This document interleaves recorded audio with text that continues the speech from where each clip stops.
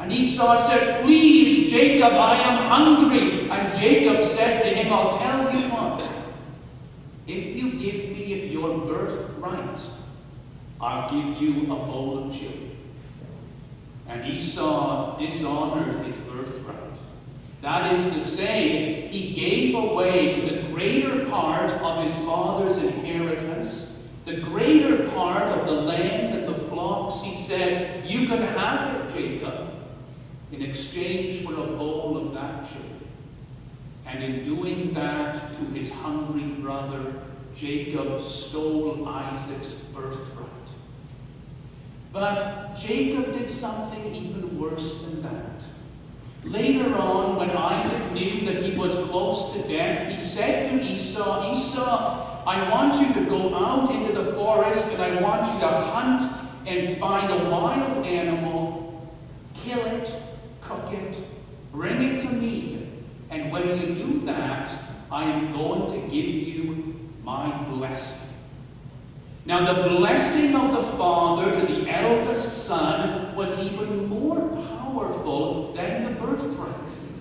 The blessing meant that whoever got it would have the father's name and the father's spirit and the right to be the head and owner of the household. It was a magnificent blessing. So Esau went out hunting. But as soon as he had left, the mother of Jacob and Esau took Jacob aside and said, "I don't want Esau to have your father's blessing, so we're going to fool him. I will cook a goat, and you will take it to your father, and you will tell him that you are Esau, and then Isaac will bless you instead." And of course, Jacob said, "It'll never work. My voice is different from Esau's voice. I smell different than he does. And also, if father touches me, he will feel my smooth skin, and he will know that I am not the hairy Esau." But Rebekah said, "We can fix all of that. We will dress you up in Esau's clothing so you smell like him. We will wrap goat hair around your arms and your neck so you will feel like him." Gosh, that Esau was one hairy man. It must have been like Robin Williams. "And you can sound like Esau if you want to." And that's what they did. Jacob went in his disguise, and in that process, 5 times, Isaac said to him, "Are you sure that you are Esau? You sound just like Jacob." And Jacob lowered his voice. "Let me touch you." And he touched the goat hair on Jacob's arm and said, "Well, yes, you feel like Esau. Let me smell you." And he smelled Esau's clothing on Jacob. And after asking 5 times, and 5 times, Jacob said, "I am Esau." Isaac blessed him. And this was the blessing that Isaac gave away to Jacob. "May the Lord make dew and rain fall upon all your land. May the Lord bless the crops you grow, the corn and the grain and the grapes. May God prosper and expand your flocks of sheep and camels and goats. May the Lord God make all your mother's descendants bow down to you, and those who curse you, God will curse, and those who bless you, God will bless." And the blessing of Isaac was now upon Jacob, even though it should have been Esau's.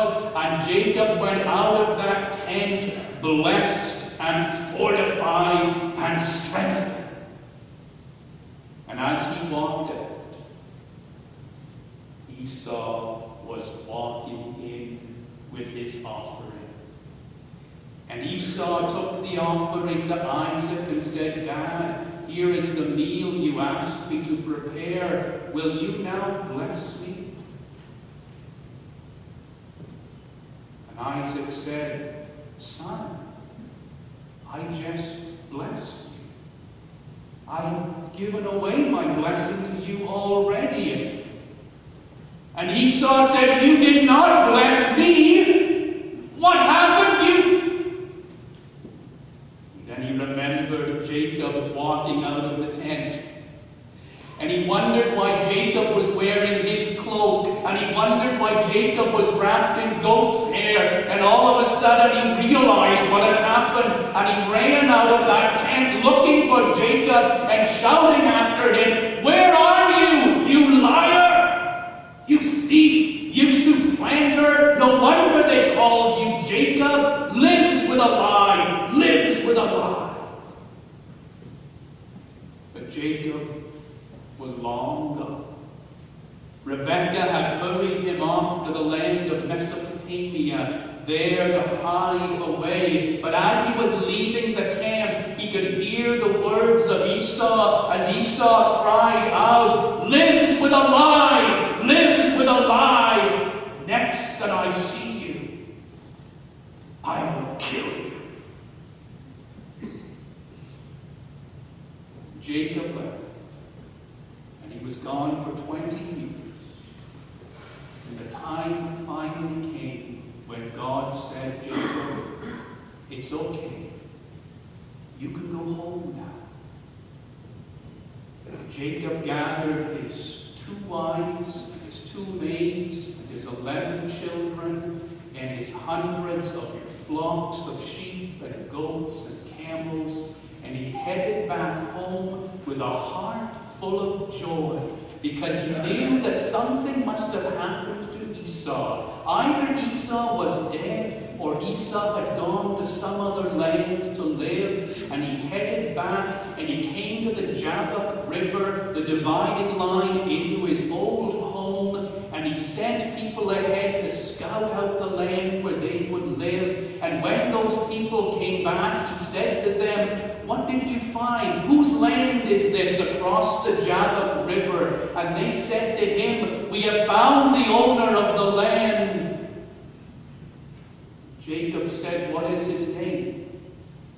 And they said, his name is Esau. And he says he knows you. And he is waiting for you. And he has an army of 400 soldiers. Jacob knew that his past had caught up to him.